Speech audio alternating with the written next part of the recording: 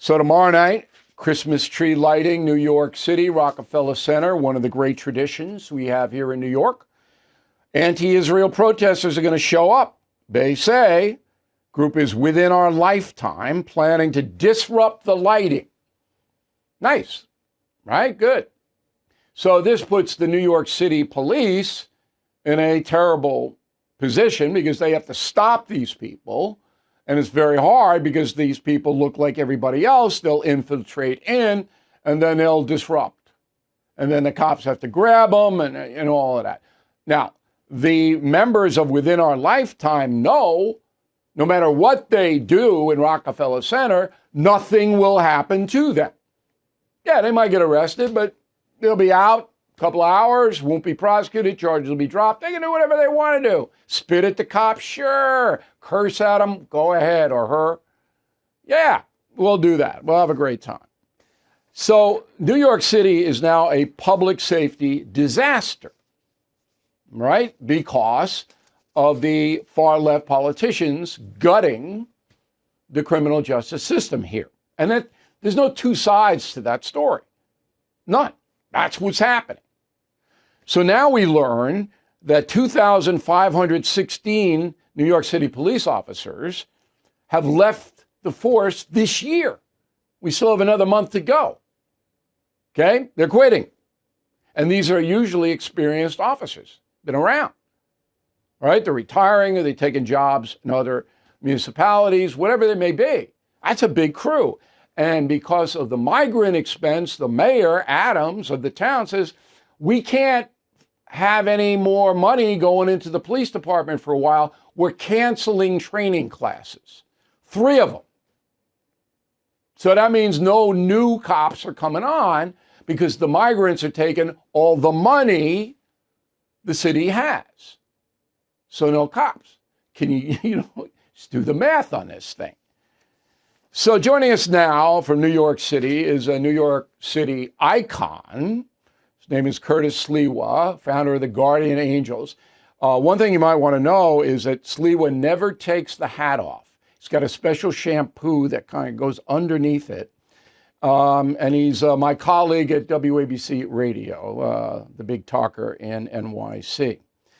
So you're out on the street all the time. What about police morale? I mean, the day-to-day cops. How are they seeing all of this?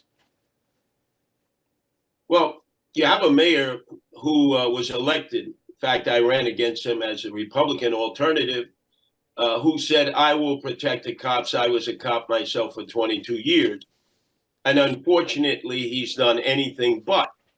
So he's actually signed consent decrees that would limit what the cops can and cannot do in the course of a demonstration or even making a normal arrest, and gave money to members of Black Lives Matter and Antifa 2 years after they rampaged through the streets of New York City in the summer of George Floyd of 2020. Who gave money to, wait. Who gave money to Black Lives Matter and Antifa? Who did that? That was just recently Eric Adams. He signed a consent court decree. Well, what does that mean, though? Does that mean city tax dollars go to Black Lives Matter? That is correct. To members of Black Lives Matter and members of Antifa who felt that because they were kettled in, it's called limiting your ability to move in the course of a parade, a march, a demonstration, whatever you want to call it. All right, so this was a lawsuit that they settled. Right, which should have been fought because it was ridiculous. Right. What will happen, for example, with the lighting of the Christmas tree, which is like part of Americana, featured on NBC. The whole country will be watching, a lot of children, grandchildren, and they will attempt to march into the proceeding with no permit, no right to demonstrate. And immediately the police will allow them entry. They will not block their path of entry, and they will not actually execute any arrests until they actually commit a crime, which would mean to assault others who are there to watch the tree being lit up, when they attempt to vandalize property, pour blood on themselves and everyone else, and make their point of being pro-Palestinian, pro-Hamas, and anti-Israel. It is so easy for the police to limit you. You are entitled to demonstrate. You're not entitled to parade. You're not entitled to be able to use amplification. But all of that has been eliminated. The cops have basically said no mas, no mas. They've taken their nightsticks away from them, which was a perfect way for the police to basically say, you don't go any further. It doesn't mean they hit anybody. It just meant they blocked their path of entry. And so now the only access that a cop has is either to a gun. We don't want them to threaten them, to shoot them. A taser. We don't want that. Or to tackle them. And that's ridiculous. So the cops have opted, Bill, to say, well, we're not going to do anything. Because even if we have to make an arrest, they're going to turn them right loose before we finish the paperwork. Yeah, and then there are going to be any charges. So in your experience, I mean, this is your point of view, and I'm not going to challenge it because I think you're right. But the police officer who comes to work every day on their shift, have they just given up? They say, look, this city is ungovernable.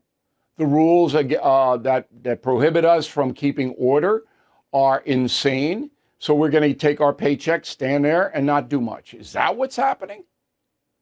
Exactly. It's happening in the jails. It's happening in the streets. It's happening. There is no enforcement in the city of New York whatsoever.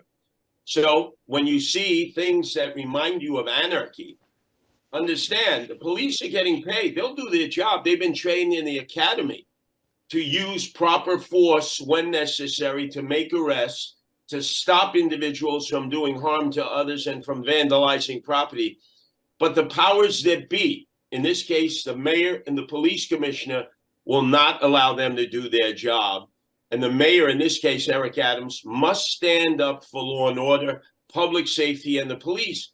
And yet, what he has done is capitulate to the mob. As you know, he's involved in multiple issues that affect his ability to remain mayor, FBI, Department of Justice investigation. Yeah, well, we'll let that play out. But de Blasio was worse, in my opinion, than Adams has been. So de Blasio basically ripped out the entire public safety apparatus of the city in conjunction with Albany, run by far left zealots, that passed the no bail law. The governor signed it, first Cuomo, then Hochul. So if I'm a police officer, and my grandfather was, I'm saying I'm outnumbered here. And even if I try to do the right thing, I'll probably get yelled at when I get back to the precinct house. But I'm still not convinced that the cops themselves have given up. Everything is expensive these days, you know that. The government is printing trillions of dollars and consumer prices higher than ever. If the government continues its printing and spending, the dollar could continue its free fall and lose its coveted role as the world reserve currency. Let's hope that doesn't happen. But there are a few things you can do right now.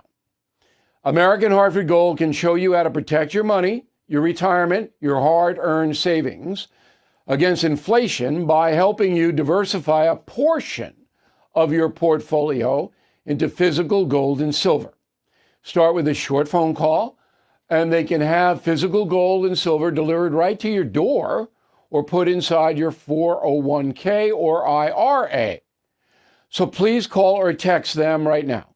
Tell them Bill O'Reilly sent you. Call 877-444-GOLD, 877-444-GOLD, or text GOLD to 65532. Again, that's 877-444-GOLD, or text GOLD to 65532.